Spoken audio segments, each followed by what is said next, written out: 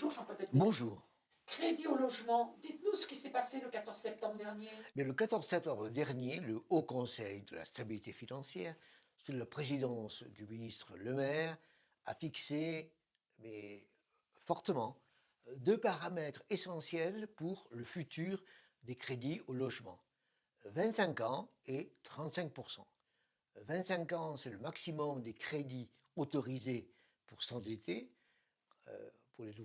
pour les nouveaux ménages, et 35%, c'est le maximum possible de taux d'effort, autrement dit le pourcentage entre ce qu'il faut rembourser à la banque chaque mois et les revenus du ménage. Autrement dit, entre 25 ans et 35%, a priori, et trouver le nouveau réglage pour faire en sorte que les ménages s'endettent sans excès, de manière stable dans un système financier et bancaire lui-même stabilisé.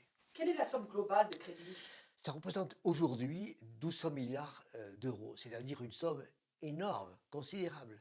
Tout simplement parce que les Français sont un peuple de propriétaires, sont un peuple qui veut être propriétaire de sa maison et accepte de s'endetter. Donc on a à gérer une masse énorme avec des gens qui sont endettés sur longue période et qui prennent donc des risques. Plus de 8% par an à un taux de 1,1. Absolument. La progression a été considérable ces derniers temps.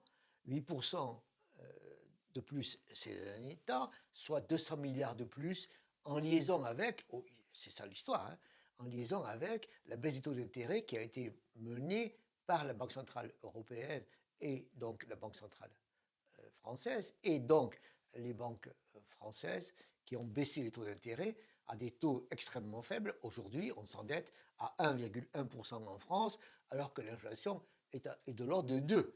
On voit bien à quel point un effort considérable est fait pour que l'économie reparte avec du crédit, entre autres logements, mais bien entendu, il faut en permanence réguler pour pas qu'on aide trop en fragilisant trop.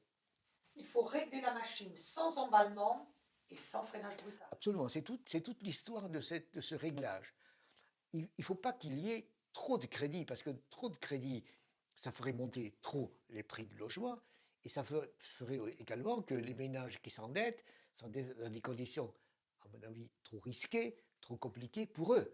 Par exemple, au-delà de 25 ans, par exemple, dans des maisons qui seraient trop chères, par exemple, dans des maisons qui seraient trop loin de leur lieu de travail. Donc on voit bien que si l'on pousse la machine, on a des risques à la fois pour les ménages qui s'endettent et pour les banques qui font les crédits. Mais si l'on freine symétriquement et si l'on freine trop fort, à ce moment-là, on a d'autres risques. Le risque, c'est que des gens qui veulent s'endetter pour se loger ne le peuvent plus et que le système bancaire n'arrive plus trop à fonctionner parce qu'il est fabriqué pour faire un certain montant de crédit. Et surtout, le secteur de la construction, lui, est en difficulté, est en crise, alors qu'il représente des centaines de milliers d'emplois. Donc on voit bien à quel point on a un réglage entre les ménages, les banques, le secteur de la construction, pour que tout ceci fonctionne dans la durée, sans drame. Donc en fait, le système fonctionne plutôt bien en France, qui est un pays de propriétaires. Oui, les Français veulent être propriétaires. Les Français veulent avoir leur maison, leur appartement et, d'une certaine manière, être chez eux.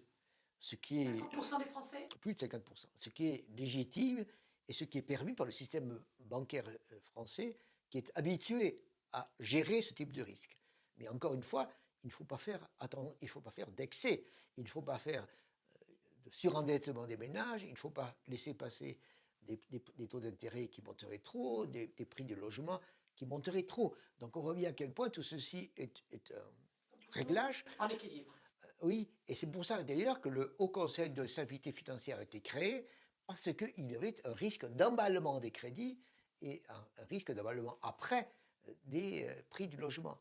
Et on voit bien que ce risque d'emballement des crédits était la conséquence de la politique monétaire pour faire repartir l'économie. Donc on voit bien que chaque fois que vous faites quelque chose, il faut faire attention à ce que vous faites pour de bonnes raisons ne conduise pas à des effets négatifs après malencontreux. Merci Jean-Paul Betbé. Bonjour, bienvenue sur la chaîne Betbé, où chaque jeudi, en quelques minutes, je vous parle de mes sentiments sur la situation économique, sociale en France et ailleurs. Et je vous invite à vous abonner, je vous invite à liker, je vous invite à en parler, je vous invite à faire des commentaires.